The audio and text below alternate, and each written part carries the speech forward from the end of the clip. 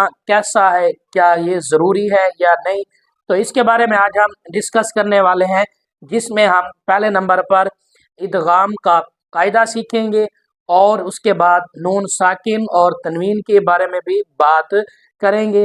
तो मेरा नाम है कारी मोहम्मद आरिफ, और अगर चैनल पर न्यू है तो चैनल को सब्सक्राइब कर दें, बेल आइकन को प्रेस कर दें, ताकि आप तक रेगुलर नोटिफिकेशन अपडेट्स पहुंचती रहें और आप इससे मुस्तफ़ीज़ होते रहें।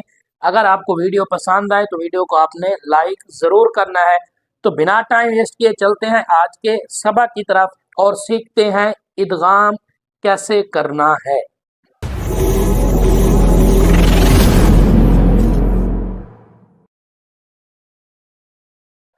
तो इदगाम की हमारे पास सबसे पहले हम बात करेंगे कि इदगाम का कायदा। इदगाम के कायदे के बाद ये सीखेंगे कि इदगाम वाले हर्फ कौन से हैं जिनके ऊपर इदगाम होता है। तो इसके बाद मिसालें हैं, वो इंशाल्लाह हम कल वाले लेक्चर में करेंगे, ठीक है। तो आज हम बस यही सीख लेते हैं कायदा इसका क्या है। तो इसका कायदा आप नोट करें कि अगर नून तनवीन या साकिन, नून साकिन या नून तनवीन के बाद कोई हर्फ हरूफ इदगाम में से आ जाए तो वहाँ पर इदगाम होगा। याद करें कि अगर नून साकिन या तनवीन के बाद कोई हर्फ हरूफ इदगाम में से आ जाता है तो वहाँ पर इदगाम होगा। अगर तशदीद के तशदीद होने की वजह से उसका जो जोर है ना वो अगले हर्फ पर आएगा, ठीक है ना, उसका जोर अगले हर्फ पर आएगा तशदीद होने की वजह से, और उस पर गुन्ना भी किया जाएगा, जिसकी मिकदार 1 सेकंड की 3 सेकंड की है, जिसकी मिकदार 3 सेकंड की है। ये आपको स्क्रीन पर भी नज़र आ रहा है। कायदा आपने बगौर पढ़ना है और इसको अपने पास लिख लेना है ताकि ये आपको याद रहे। कायदा बहुत ही ज़रूरी होता है। अब नून साकिन किसको कहते हैं?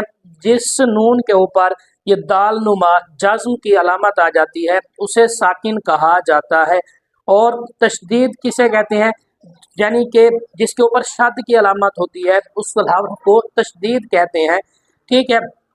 तो तनवीन किसको कहते हैं? तनवीन कहते हैं 2 ज़बर 2 ज़ेर और 2 पेश को। अगर इनके आगे कोई हर्फ हरूफ इदगाम में से आ जाता है तो वहाँ पर इदगाम होगा। अब सीख लेते हैं कि इदगाम वाले हरूफ कौन से हैं। ये भी आपको स्क्रीन पर नज़र आ रहे हैं, इससे भी आपने लिख लेना है। वो हैं या रा मीम लाम वाओ नून, या रा मीम लाम वाओ नून, या रा मीम लाम वाओ नून। आसानी से याद करने के लिए आप इसको यरमलून भी पढ़ सकते हैं, यरमलून। या आप जब इसको याद करेंगे ना तो इसमें पूरे 6 हरूफ आ जाते हैं जो इदगाम के हरूफ हैं, या रा लाम वाओ नून।